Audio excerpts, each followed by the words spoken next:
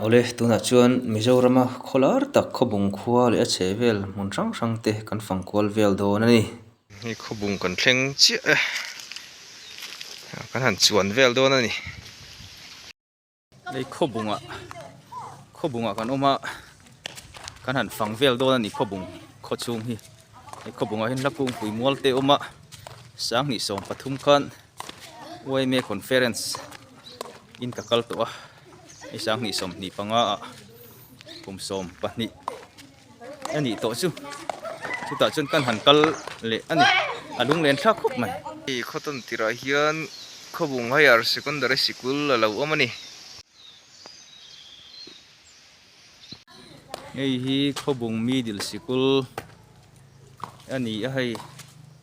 yan nuam khop mai a chuan hei hi Samagra BRC khawbung ani na khawchung le chevel fanhmain a sir lam deuh kan han fangkuala hei khawnuam tak ti a hriat ngal mai a hui thoven vel po anuam tan dawn ngei mai kan han fang zelangai lo thlir zel ula khawchung hmun rual rem le mawi tak tak te kan fangkualanga kan tlaw kual vel dawn ani hei tlai lampang ni tlak deuh tawh nu ni a hoi vel a nuam chho tan riau kan han leng kual deuh hle dawn ani lo thlir zel ang cheu he tlang lama kan kala he khaya amoi ngang mai hei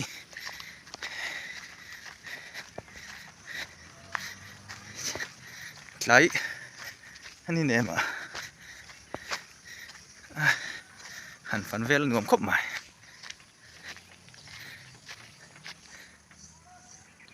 so loi so mual nge mual lai mek te po ang nai thlan mual ni om tak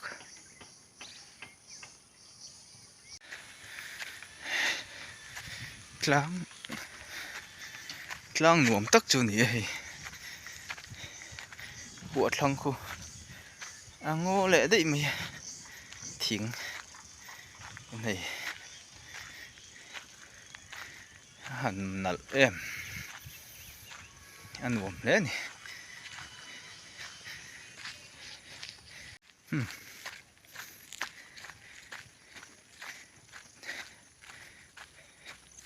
an wom a zau thladoi me lan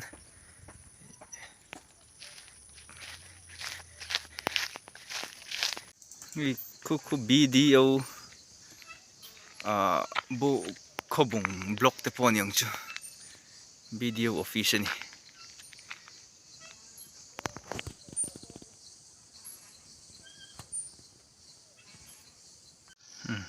mai nei hilai hi lungphun pahnih a awma khawbung lal kan han en chiang lo dani khawbung lal lungphun chawi mawi na lungphun lal bi ka sai lo kum samli pakua kai ruma fapa kum sang ha zakua pathum a khawbung khua adin khua le tui en kolkonga te lam lian sial thua te hlei bik nei lova khon bol upa ruat na te ro rela thiam awang te in a hming tha hle borsa pathum kol te lok te helm te chuan choiman certificate an pe lal khawbung lal bi ka sai lo khomi puiten an phun ani hi chuanin le lampang hian en le taila chawi mawi na lungphun ro chu ma sai lo kum samruk panga lal bi ka fapa sang jago samthum pali atang somnga pali chung ro rel thu boy somli pali rem rathei te mangai tu ani kuthem thiam le taima in to del le a khua te ko muna konga lungphun thatak ani lakung puimual hi nakina a hran pa hlakin kan la fang anga video hranin kan la ti chuak anga hei lakung puimual hi khawbung tilar tu pakhat ani ve ani tlai ni tlatur lang riai a ko ni sela kan han fangkual zelanga khawchung hi anuam khop mai hei phần vel nuông tắc này ole khobung khua kan kala kan phang zelanga tikhan a video te lo clear zelta ula hei anuam em maya azau thasi a chu wangin ai khat thila han fan zo vek sen po ni lo thlat maya thei chin kan han tilanga nga kim chang thei ber ro chuan han fan kan tum don ani khobung hi a chan chin toy tle ma zong a ton tirlam tlang pui chok tak tak khan soi tai la sai lo lal vu tai fapa kai ruman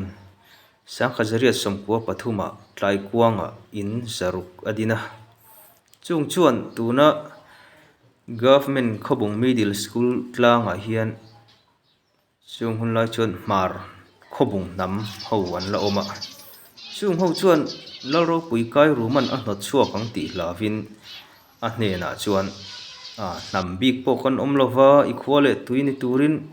helai hian kan lo omani e kan ti don nia tin ani thurwala kai ruma chuan eng nam nge an ni a han zo chuan mar an tia a thian ten na takin an lo mela wangin a ti suale mo in tin o khobung a han ti zuya a thian te chuan khobung ala ti ta deu an ti a chu te chu vele kai ruma le ho te chu an nui zauta an nui za te me ya chu darang chang tun thleng hian hei khobung ala ti ta deu ti hi a man thin te po lo ni ta ti chang kai ruma chuan a ho chu tlai kuang khobung ram kem khat vela la thla in a bingin a chen tir ta an chen na chu mar mun ti ani chuan kai ruma mun te a om lain chor muna in bok ho chu ek lung lui nar tlang a fapa lalbi ka chu tlang ran chan tirin a om pui tu na ti a chu hmuna chuan rei lo te nom nu in tlai kuanga an kai laia mar ho omna ania wangin chu phua chu khobung ti a pu hlen ta ani he khua an lu hi kum sang khat zakwa le pathum ani a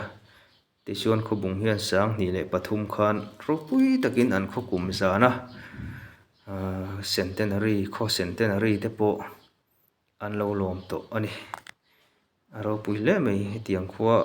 kan an phang thei hi kan lom tak zedani khobung khua hi ka hriat dan chuan mizo christian hla phua tu hmasa dam hawa pian na khua ani a ka soi sol deuh ni chem lo ngai nam sela ngai hla tu then khat le a hre deuh ten ti chuan hei a khua hi adar duai tila han chho deuh lai tu te han chuk deuh na lai tu te oma han hoi velila han than le na tur ang chi khua ala om nual le ngala ni khonuam tak khorwal rem tak le khomu nom tak ani nakina atlang chak deuh hlek atangin a khua te kan zu clear thlanga setiang chuan hun man kan tum don ani khonuam hetiang ang kholar kan an phang thei hi kan lom le a sang hi song pathuma ka kal kham conference ani a kan kal thuak han fan na hun tha po kha om lutuk lova hei tun trum chu kan an phang thei hi alo mo me ya zinga an hoi vela nuam se tlai han hoi vela nuam box sia hetiang kan an phang thei hi alo om chuan kan soita ang khan lakung pui mual khan isina kan an mu zoi kha nakina a video hranin kan un tar langanga kha khobung tilar tu ania lukhop maya mizo namtan tu chuan hei helai hi kon a khobung kon ve deuh lai tak kha ni a te tang hian hmun than atang kal pian kual na tur kong neu oma an khua cheng te hi an taima ti te hriata kho taima tak an ni tin an hoi ho me maya an zinga chen te po anuam viawani ke ni hetianga kan an thleng chho ve te hi thil lomom tak mai ni a hlim devin nuam ti takin ril ru thlamuang tak mai in elaya hian hun kan mang ani ke hlir phei chuan motor tel lo phei chuan han fan sen lei thei po ni lova chang chuan motor te nen te kan han kal deuh lop ani nei he ta tlang chak deuh hlek atang hian khobung khua hi lang chiang thei deuh hlek a pu han thlir thlai la khua hi va oi em ni silo zol dar do ni box silo anuam to che hian om maya engkal khat atangin lak vek sen ani lova phone camera changkang tak te kan nei lem lova ti pon ku kan mu thei chin po khu a mu nom tham viawani khu tiang khu he tiang ang khua hlom khat deuh om hi in thurual te po ol tin hei an khokong hi ein kalpona kong rang hi a thalom me maya ni kong an bi bo le che ung el lutuk ang chi kha i om lova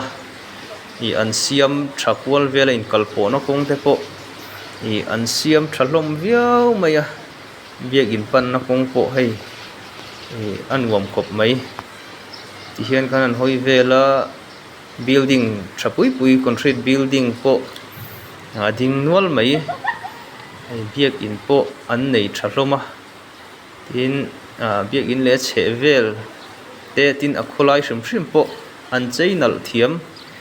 mu le thlir vel po anuam chu tiang vel chu ani han hoi vel a khoi lai mai po han kalila kho chung po fai thokat viau mai hetiang khua hi kho en ton tlak tak te po an ni ome ti hian ei kan han hoi vela concrete building bak assam type te oma assam type po hinal hlom khop maya ei helai hi mual ani hei sang ni song pathum kan OIM general conference an dola ke po kal vea kan kallai nen chuan a in ang talo lo thang ma te po lo so na ni hi ei alung te po aleng riu me han mu ta kha chuan helai a hian kan lama hla te po kan rema kan branch OIM zai pol ten zan thum zan li vel zet helai hmuna hian hun kan hmangani alung len thlak le mai mual po anuam a thakop mai hin than mual hi fan vel anuam khop mai anal boxi alom om hetiang vela than han cheinal thei ni te hi atha helai futsal ground lo omani hi